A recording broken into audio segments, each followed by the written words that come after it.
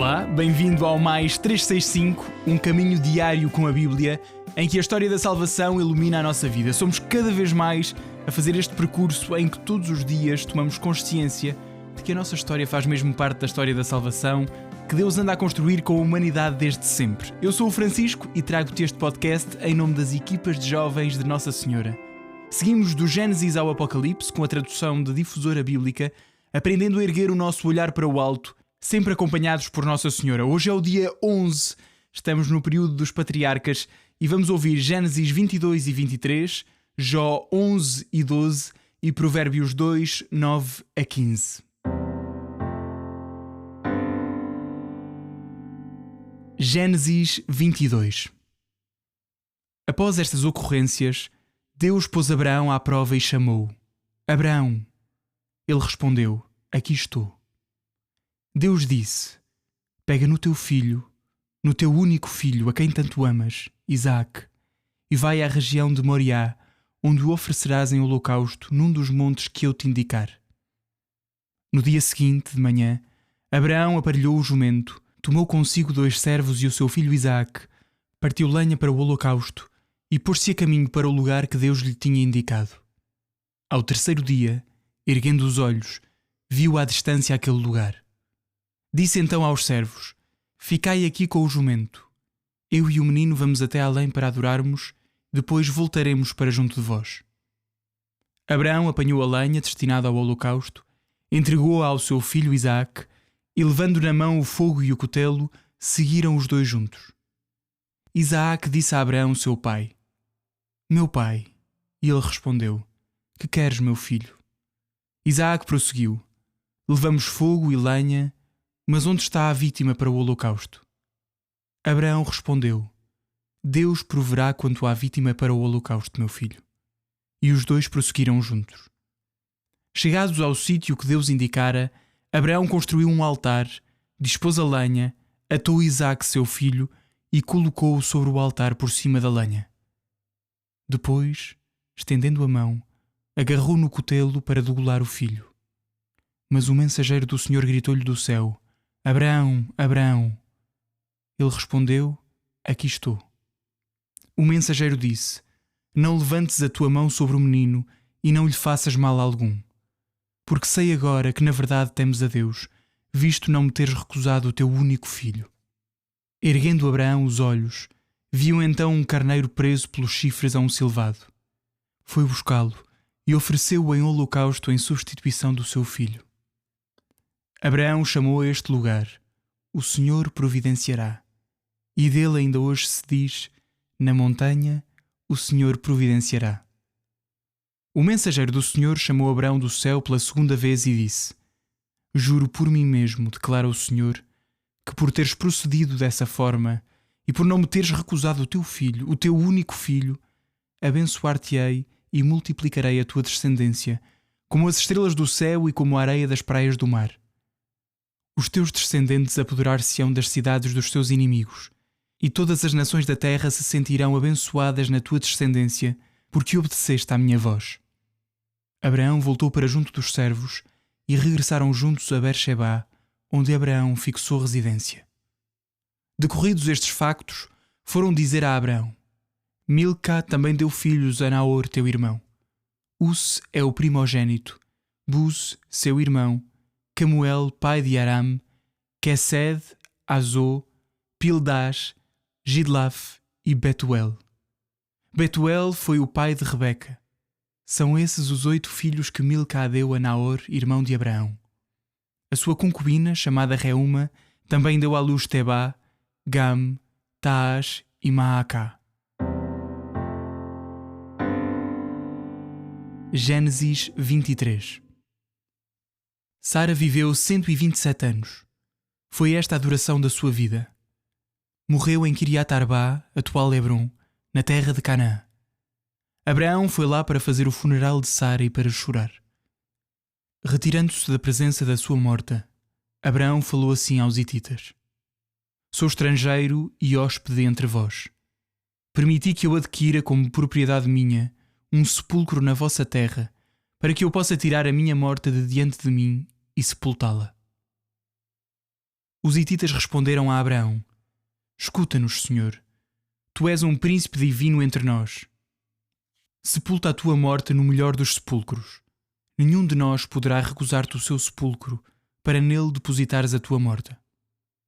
Abraão avançou e, prostrando-se perante o povo daquela terra, os hititas, disse-lhes: Se achais bem que tire de diante de mim a minha morta e lhe dê sepultura, escutai-me e intercedei por mim junto de Efron, filho de Soar, para que ele me ceda, por seu justo preço, a caverna de Macpelá, que lhe pertence e está situada no extremo da sua propriedade, de modo que eu seja dono do sepulcro.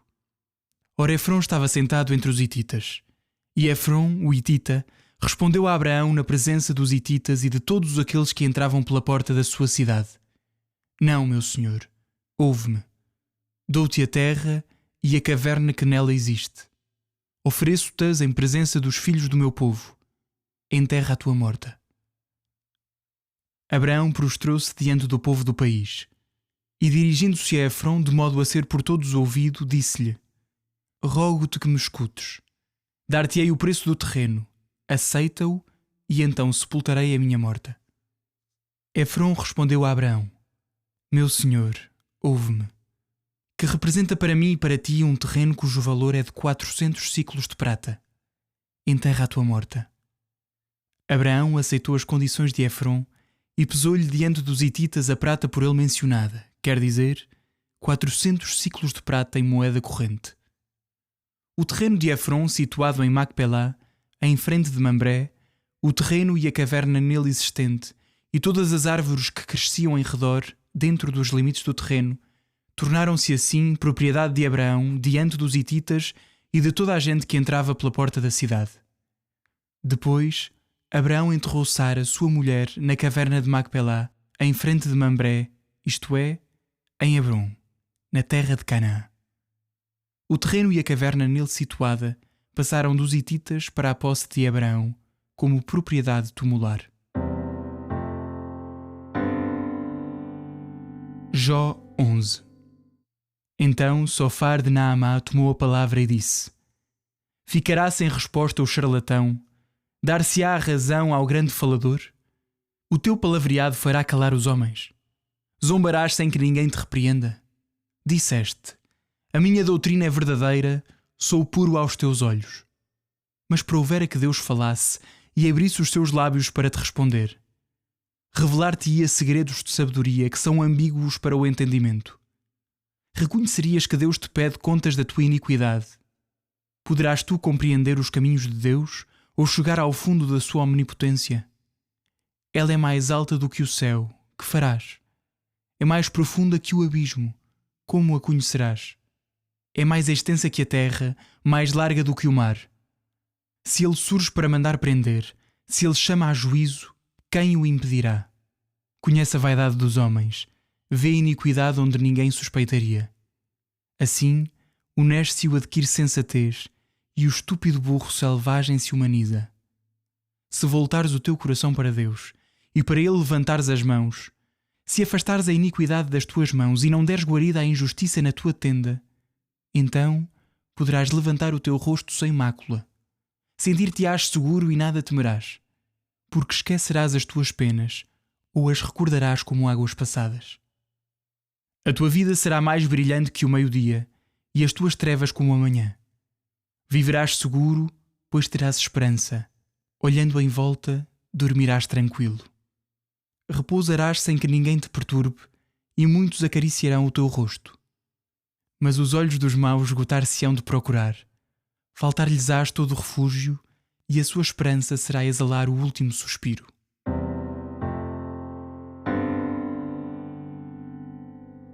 Jó 12. Jó respondeu e disse: Na verdade, só vós sois sábios, e convosco morrerá a sabedoria. Mas também eu tenho como vós inteligência, não vos sou inferior. Pois quem é que ignorou o que vós sabeis? É um escárnio para os seus amigos aquele que invoca Deus em busca de resposta. Eles zombam da integridade do justo. Para o infortúnio, o desprezo, pensam os que são felizes. É mais um desprezo para aqueles cujo pé tropeça. As tendas dos ladrões gozam de paz e estão seguros aqueles que provocam Deus e se julgam omnipotentes.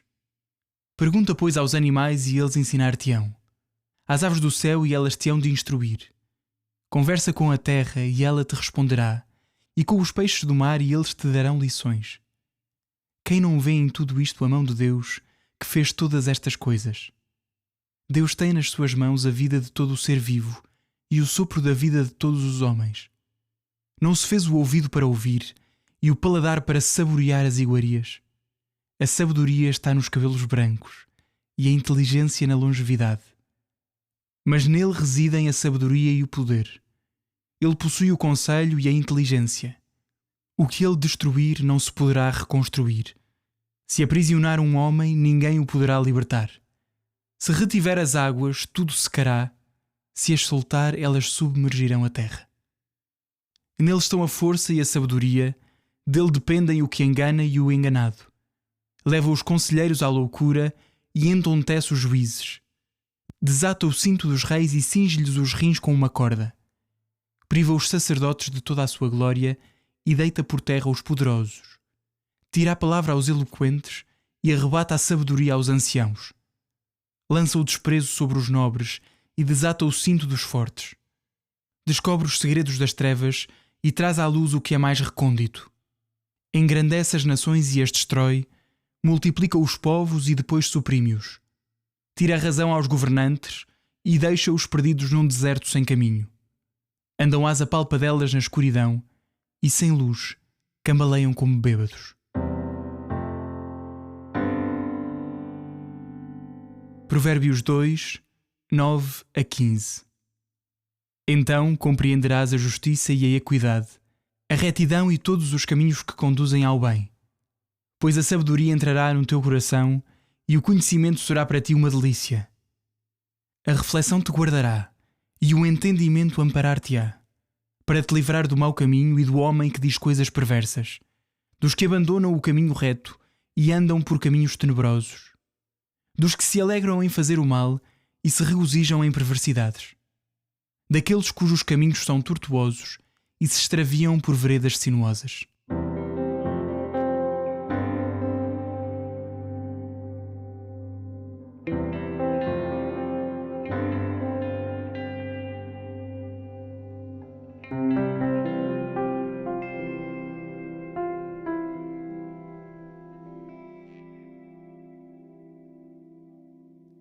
Eu sou o Padre Miguel Vasconcelos, das equipas de jovens Nossa Senhora.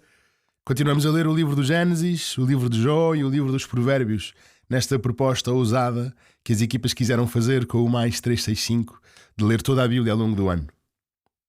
Senhor Deus, agradecemos o amor que nos tens e a força da tua palavra, com que nos falas a nós e com que lês também a nossa vida. Hoje gostava de me centrar no livro do Gênesis, porque o texto que ouvimos é um dos textos mais significativos deste livro e de todo o Antigo Testamento, em certo sentido.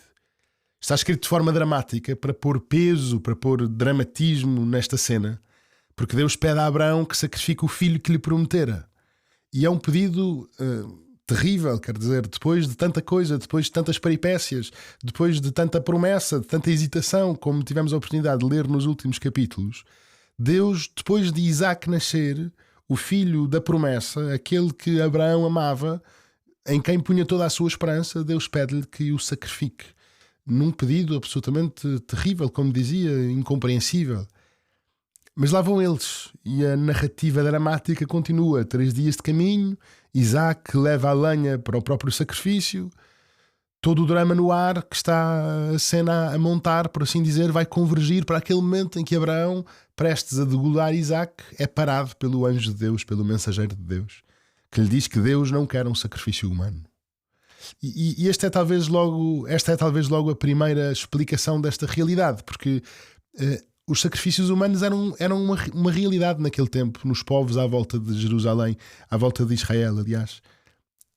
Não é uma coisa que a nós seja normal, nós não estamos habituados a isso e faz-nos muita confusão, mas era normal naquele tempo, entre os povos à volta de Israel, fazer sacrifícios humanos. E penso que esta paragem que o enviado de Deus faz, este impedimento final a dizer a Abraão, não sacrifiques o teu filho, não é isso que Deus quer. Assinala uma diferença. A partir daqui, Israel pode dizer, o povo de Israel pode dizer: Deus não quer isto entre nós. Deus não quer estes sacrifícios entre nós. E esse é talvez o primeiro sentido deste texto. Mas a verdade é que quando nós olhamos para a narrativa, Abraão parece confiar sempre em Deus. Ele confia sempre em Deus. Não sabe o que vai acontecer, não sabe se Deus vai intervir, mas está a confiar sempre na promessa que Deus lhe fizera e que ouvíamos ontem. De Isaac há de nascer a descendência que usará o teu nome. Deus tinha-lhe dito isso e por isso não havia dúvidas do que pudesse acontecer. Não sei o que é, não sei como vai ser, mas se Deus me disse que de Isaac há de nascer a descendência que usará o meu nome, eu posso acreditar. É essa a fé de Abraão.